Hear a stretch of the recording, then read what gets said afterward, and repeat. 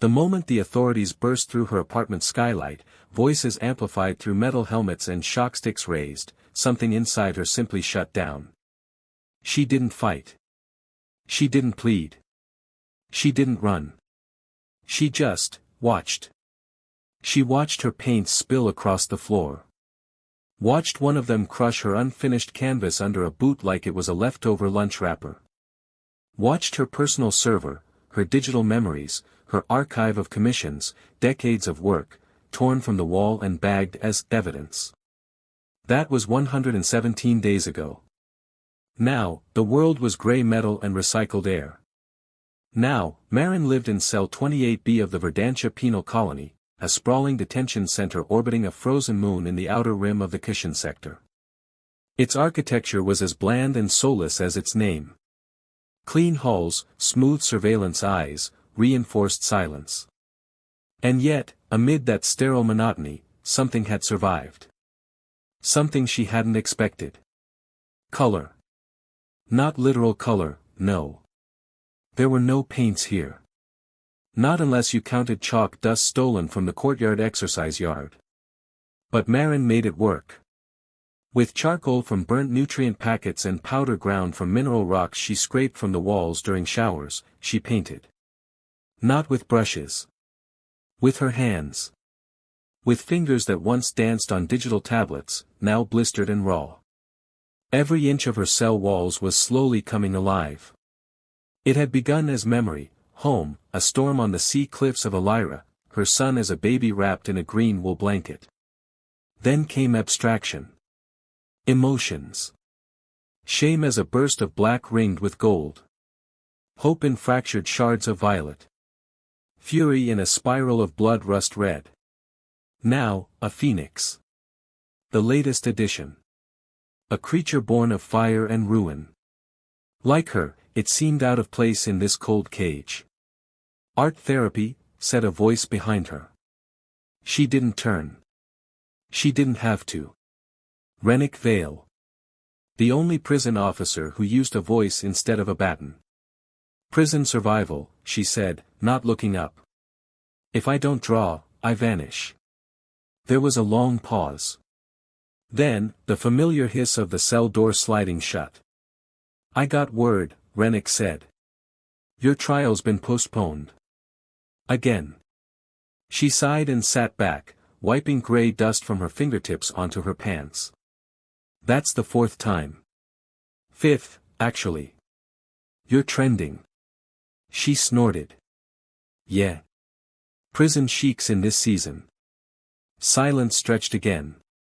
Marin finally turned. Rennick stood a meter from the wall, hands in his coat pockets. His gray uniform was creased, precise, but his face never matched it. There was wear in his eyes, soft edges where most officers wore armor. His left leg bore a subtle tremor, the legacy of something she hadn't asked about yet. He was staring at the phoenix. Not judging it. Just, studying. You draw like someone trying not to forget, he said quietly. I am. Rennick moved toward the door panel, tapped something. Her shackles, thin, reactive bands locked to her wrist and ankle, unclasped with a metallic hiss. Her eyes widened. Courtyard. 15 minutes. No surveillance. Marin blinked. Why? Rennick tilted his head. You look like someone who used to have something to lose. The courtyard was not a courtyard. Not like the kind she'd known. It was more a containment field shaped like a square. 40 meters across. Crushed stone underfoot. One synthetic tree with flickering leaves. A dome overhead once projected a live feed of the moon's night sky, but now it was cracked and dead. Still, to Marin, it was freedom. She sat on a cold bench, eyes tilted toward the dead stars. Even their echoes were better than fluorescent light. Rennick leaned against the wall nearby, silent. You ever miss the sky? She asked. Every day. A pause. She turned to him. What did you do before this? He hesitated. Peacekeeper Corps. Command on Juno Station. Before that, Recon Ops. Border Wars. She raised a brow. You don't strike me as someone who barks orders. I did once. Then someone else's bad call blew out my knee and most of my platoon. He looked away. I took a desk job. Verdantia was the only opening. They fell into silence. You know I didn't do what they said, she said at last. I know. You read the file? Yes. And? It stinks. She met his eyes. Then why keep me here? Because truth doesn't matter to people in charge.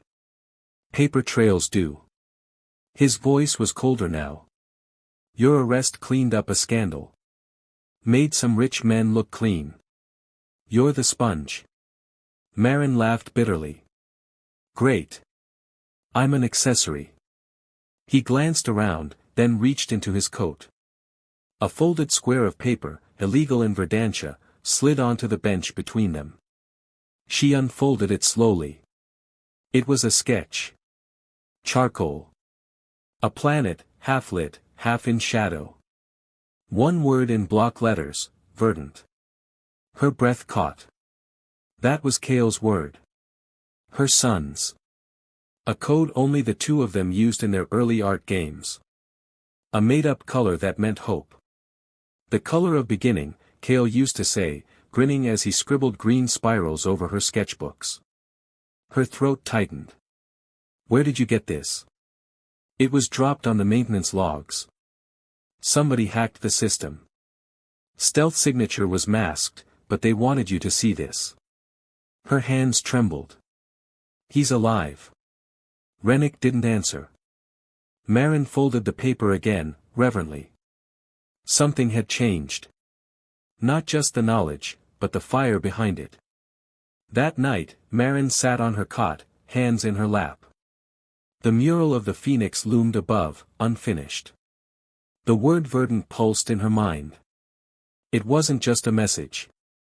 It was a map. Kale, she whispered. You found me. Across the galaxy, in the lower quarters of Ashira's undercity, a young man stared at a wall of projected code.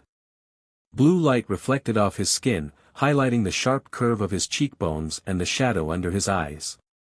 Kale Solis had changed since his mother's arrest. Gone was the playful artist, the quiet kid who once whispered poems into paint. In his place was a data runner, part hacker, part rebel, part ghost. He didn't believe in systems anymore. Only cracks. A gentle chime sounded. The firewall accepted his ping. Verdantia access confirmed. Message delivered. He leaned back in his chair. Hang on, Mom, he whispered. We're coming for you. Behind him, a figure stirred. Tall. Hooded. Face hidden behind a rebreather mask. Tal Rivin stepped forward. She saw it. Kale nodded.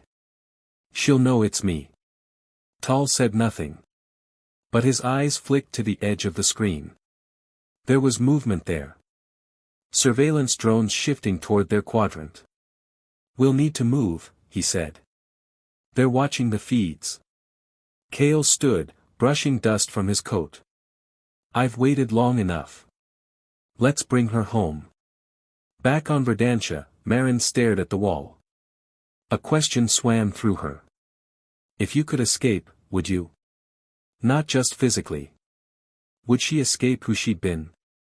The life defined by galleries and grants and polite criticism in ivory towers. Could she be more than a scapegoat? More than an artist? Was she ready to fight? The phoenix watched her from the wall. Unfinished. Unburned. Unbroken. Marin reached for her chalk. She began to draw flames. Tal Rivin was not supposed to care. He was a Division 6 intelligence analyst. He wore the badge. He wore the lie. Emotion had no place in his world, data, clarity, mission above all. And yet, every night, he found himself staring at one image. A woman's profile. Marin Solis. Accused. Condemned. Forgotten. But not erased. Not to him.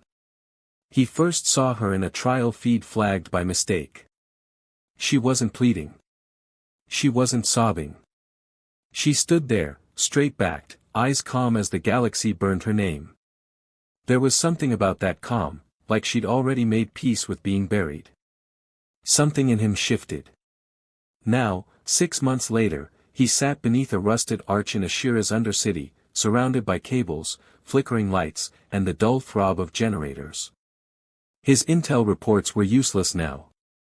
His loyalties were shifting. Lost in thought. Kale's voice was dry. Tal looked up. The young man crouched beside a broken filtration vent, soldering a cracked node. Bright metal gleamed on his knuckles, old cuts etched into his skin like inkless tattoos. "You're sloppy today," Kale muttered. That re-entry code took 4 seconds longer than last time. Tal raised an eyebrow. "You're judging me?" "Always." He smiled slightly. "You've got your mother's eyes." Kale tensed. "Just for a moment." "She's not your mission," he said. "She is now." Kale stood. "Why? Why does a mid-level intel officer throw his entire career into a prison break for a woman he doesn't even know?" Tal leaned back against the wall, looking at the flickering neon beyond the alley. "Because I know what it means to be used. Because when the system decides someone's guilty, there's no room for doubt. And because someone who looks at a judge the way she did doesn't deserve to disappear." "She looked like she knew it was over," Kale said quietly. "No," Tal corrected. "She looked like she refused to let them take anything else." That night, under the faded stars of Ashira's polluted skies, Tal and Kale climbed into the rusted belly of a skyhauler. It wasn't glamorous, wiring exposed, fuel lines patched with tape, but it flew. Inside, a third figure waited. Leora Venn. Leather jacket. Old burn scar across her collarbone. A pistol she slept with and a past she wouldn't talk about. She gave Tal a slow, considering glance. "You're late." "Had to reroute through surveillance blind zones," he replied, sitting opposite her. "The warden's begun isolating her cell feed. They know someone's watching." Leora raised an eyebrow.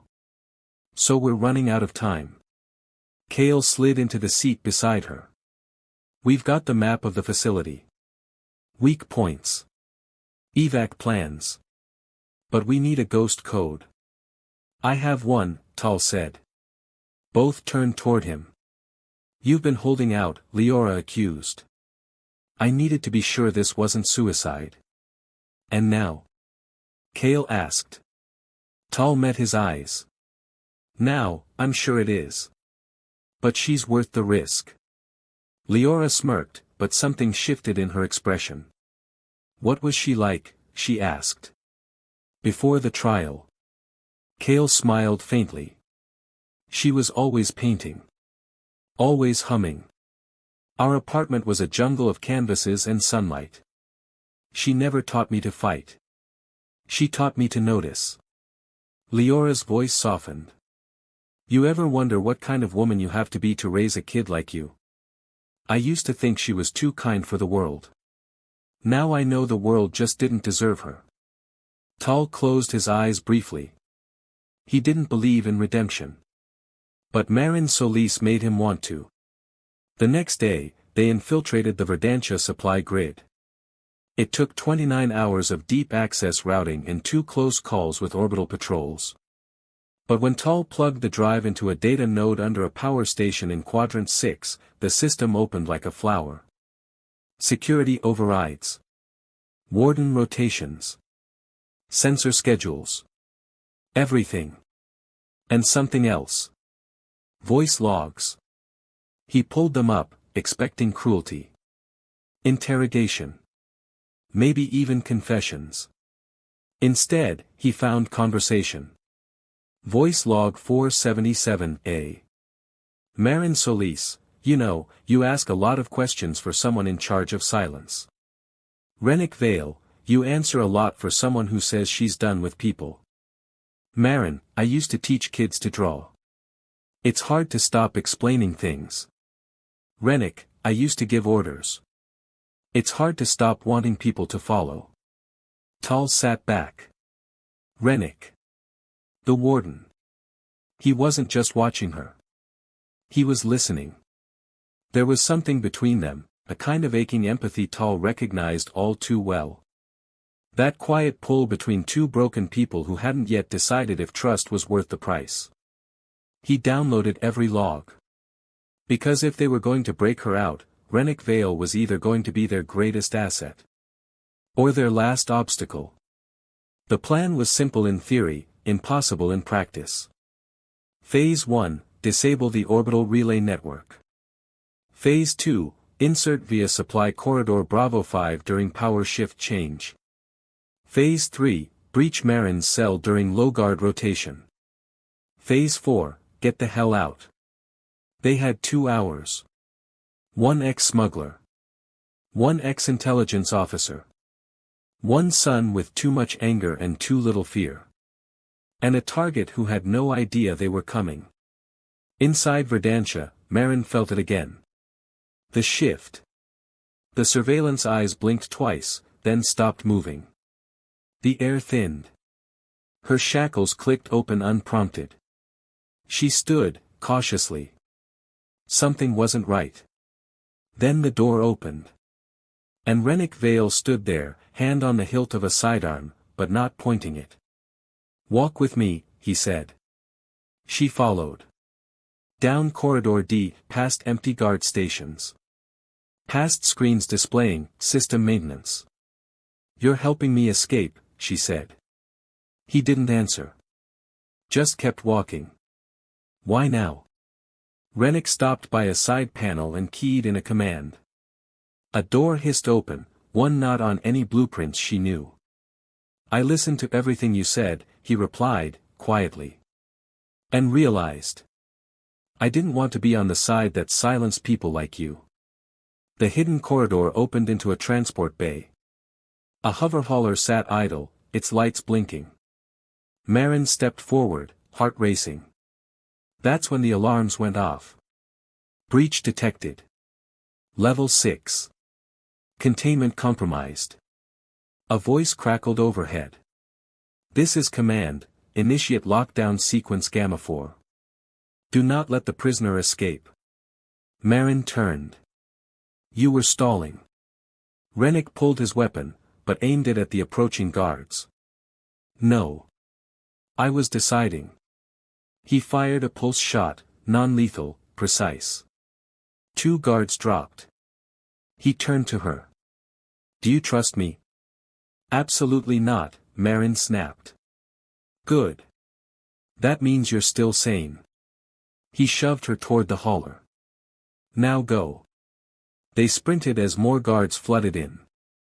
From the shadows, a blast detonated, and Kale dropped down from above, weapon drawn. MOM. Marin froze. He looked older. Hardened. But those were still her son's eyes. She ran to him, embraced him. You're real. Leora's voice snapped from the hauler's comms. We have 30 seconds until lockdown hits. Move. Marin turned to Rennick. He nodded. This is where I stay. You'll be executed for this. Probably. He smiled slightly. But I got to watch you fly. She hesitated, then leaned in. Kissed his cheek. You were the only real thing in that place. Then she climbed into the hauler. As it blasted into the darkness, she watched Rennick disappear behind security gates.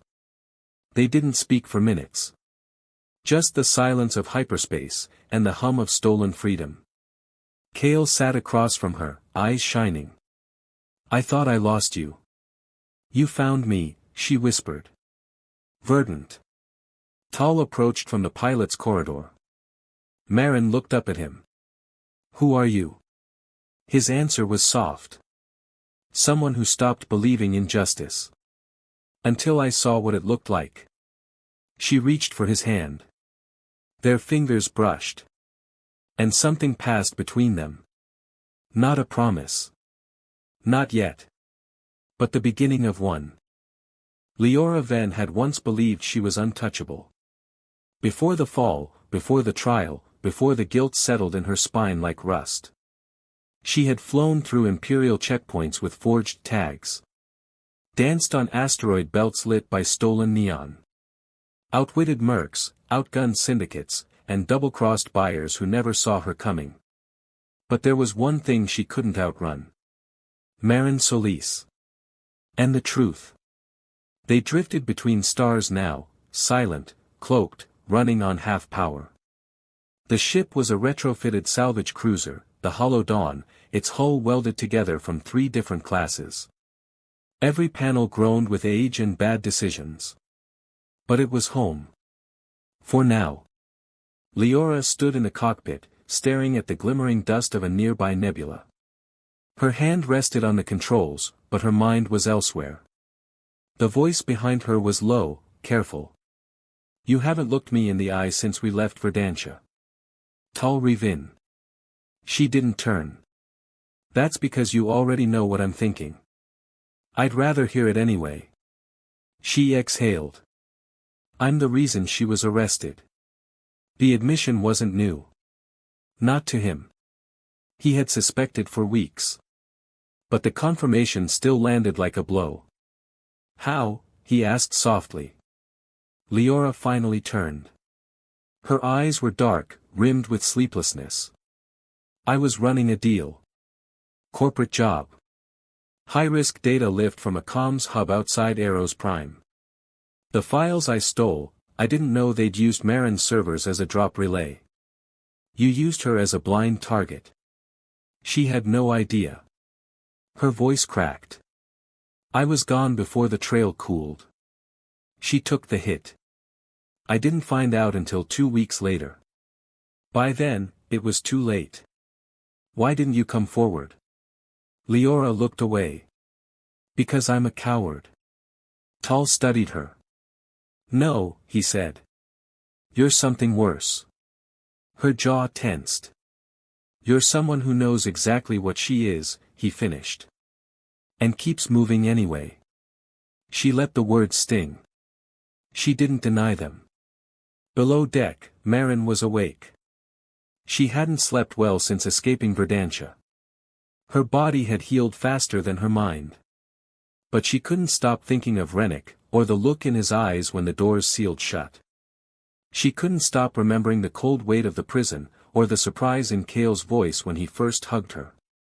Now, she wandered the hallway, fingers brushing the wall. It was warm. Real. Nothing like concrete. At the med station, she paused. Kale was asleep on a chair beside a diagnostic scanner, an old blanket wrapped around his shoulders. He looked younger, somehow, in sleep.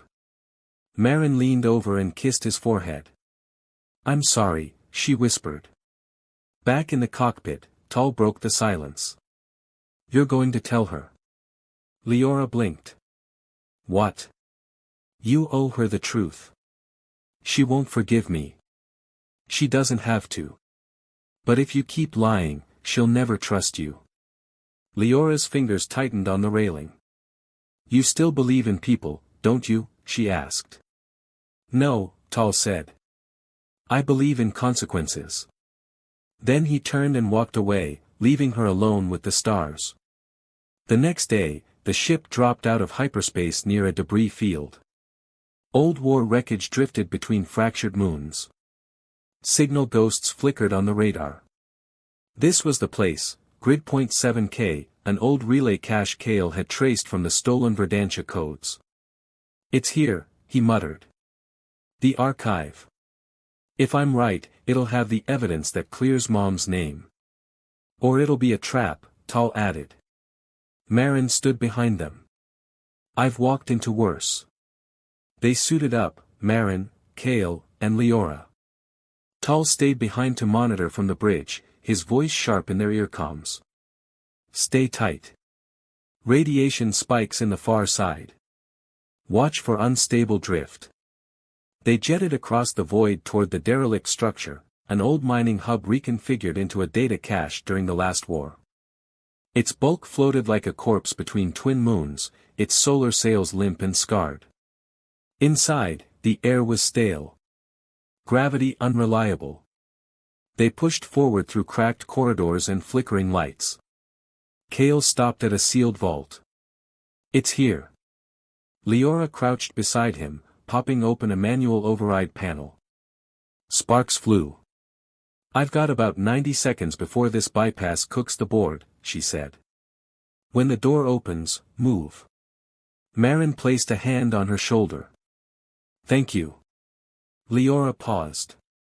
And then said, quietly, Marin. I have to tell you something. But before the words could form, the vault hissed open. And alarms exploded. From the shadows, drone sentries activated, motion triggered, still loyal to the old corporate code. They opened fire instantly. Kale ducked, dragging Marin to cover. Leora fired back, twin pistols blazing. Fall back. Move. They ran, dodging plasma fire, slipping through debris and stuttering gravity fields. One shot clipped Kale's shoulder, spinning him into a wall. Marin screamed. Leora turned, blasting the drone in half before yanking him up. Go. They barely made it to the dock. Tal's voice screamed in their ears. Docking bay just got pinged, multiple unknown vessels inbound. You've got 2 minutes to get the hell out. Leora launched them into the void. Marin dragged Kale's limp form behind her. They flew back to the hollow dawn with weapons primed. Inside, Tal grabbed Kale, patching his wound with rapid foam. He'll be fine, he said. You got it? Marin nodded, holding the data crystal. It's all here. Project Ascendant. Fabricated evidence. The name of the exec who authorized the false charges. Tal met her eyes. This will clear your name. Marin looked down at Kale. No. This will burn the ones who tried to erase me. I'll clear my own name. That night, Marin stood on the observation deck. Leora joined her in silence. For a long time, they just watched the stars. I owe you an apology, Leora said. No, Marin replied softly. You owe me the truth.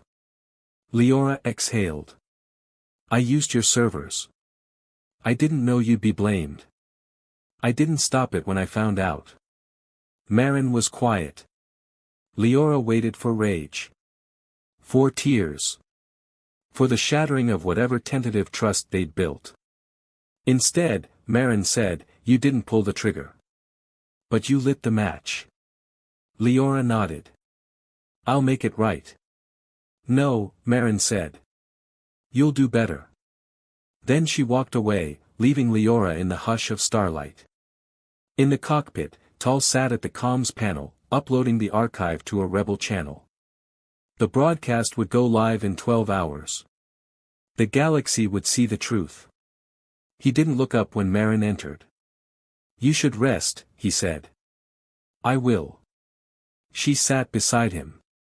For a while, they said nothing. Then she whispered, thank you. For coming back for me. Tal turned to her, searching her face. It was never a question. She leaned closer, forehead almost touching his. You still believe in people, Tal? He hesitated. Then kissed her. Kale Solis never wanted to be anyone's savior. He only wanted his mother back. Not the world's sympathy, not rebellion medals or underground fame. Just her voice in the morning. Her quiet laughter over burnt tea. Her long arms painting memories across the sky. But now that he had her, now that she was safe, he wasn't sure what came next. They had docked the hollow dawn on a quiet moon in the Sovar Drift, where the air shimmered faintly with ambient radiation and the terrain was a graveyard of forgotten wars. Below the surface, nestled deep within a crystalline bunker, was the ARI, a collapsed data vault rumored to contain the Avon Protocol, a self-aware archival intelligence buried after the corporate collapse of the war centuries ago. Kale had decrypted the crystal they recovered on Verdantia. It pointed here. To truth. To justice. But unlocking it came with a price. "You're shaking," Leora said. Kale glanced at his hands. Cold. She raised a brow. "That's a lie." He chuckled softly. "Yeah. It's fear." Leora adjusted her gear harness and handed him a light pack. "Good. Means you're not stupid. You always this encouraging." She smirked. "Only to the ones I like." Kale turned away quickly so she wouldn't see the way his ears flushed. Inside the bunker, silence clung to the walls like frost. The corridor was wide, ancient, and built from alloy too old for modern scanners to identify. Their boots crunched softly over dust and glass. "I hate this," Leora muttered. "Big scary tombs not your thing?" Kale asked. "Places like this have echoes," she replied. "Not sound. Guilt. History. You breathe it in." Kale paused beside a rusted doorway, his fingers brushing its edge. "We only need a whisper." Beyond the door, the core chamber yawned into view. And at its center, a still platform. A throne of sorts. Kale approached and pulled the drive crystal from his jacket. "Marin said this thing might still have its mind. If it does, it'll wake when I plug this in." Leora raised her weapon anyway. "If it tries to eat your brain, I'm shooting it." "Fair." Kale inserted the crystal. Nothing happened. For 10 seconds, there was only silence. Then the air changed. Light flared. Not harsh. Not blinding. Blue. Soft. Calm. A form began to build, pixels swirling, light bending, until a humanoid shape stood before them. No face. No gender. Just a robe of shifting data and a voice like wind through glass. "Hello, Kale Solis. Welcome to the Avon Archive." Leora instinctively stepped between Kale and the projection. The AI inclined its head. "I am not a threat. I am remembrance. Preservation. Are you sentient?" Kale asked. "I was. Once. Now, I am memory. But I can still choose. And I choose to help." "You have files," Kale said, stepping forward. "A record of the Ascendant Project. Of the fabrication that framed my mother." "Confirmed. Would you like to initiate public release?" Leora nodded. "Yes." Kale hesitated. "No," he said. Leora turned to him. "What?" "I want to see it first." The room shifted. Suddenly, they were surrounded by light. By moments. Recordings. Personal logs. Visual fragments. A corporate exec whispering to a security lead, "Use the artist. No one will suspect her. She's clean." A transmission flagged and rerouted, Marin Solis's servers. "Confirmed. Drop the decoy file. Activate false trace. A judge behind closed doors, she's high profile. A guilty verdict cleans this up. Fast." Kale stood frozen as his mother's life was dissected in cold, calculated cruelty. "She never had a chance," he whispered. Leora placed a hand on his shoulder. He didn't pull away. Later, as the lights dimmed and the AI returned to its passive state, Kale sat beside the console in silence. Leora crouched beside him. "Hey." He looked up. His eyes were tired. "I always thought if I found the truth, I'd feel better," he said. "But all I feel is hollow." "Truth doesn't fix what they broke," Leora said gently. "But it can stop it from happening again." She didn't deserve any of this. No one does. He looked at her. You've got shadows in your past too. I do. And guilt. Leora hesitated. Enough to drown in. I don't want you to drown. His voice was so soft it nearly broke her. She leaned forward and touched her forehead to his. I won't. Not while you're here. That night, Kale stared at the stars from the top of the ship's hull. The Sovar sky was green. Broken. Beautiful. Leora joined him. I think, she said, I've been running for so long, I forgot what it felt like to stop. He glanced sideways. And now? Now I'm thinking maybe it's not too late to turn around. They didn't kiss. Not yet. But they didn't need to. Because trust came first. And they were both finally learning how to give it. The next day, back on the ship, they uploaded the full Avon archive to every Rebel channel, public comm net, and neutral news relay across 5 systems. Within an hour, Marin's name was cleared. But Kale didn't celebrate. Not yet. Because what came next would be even harder.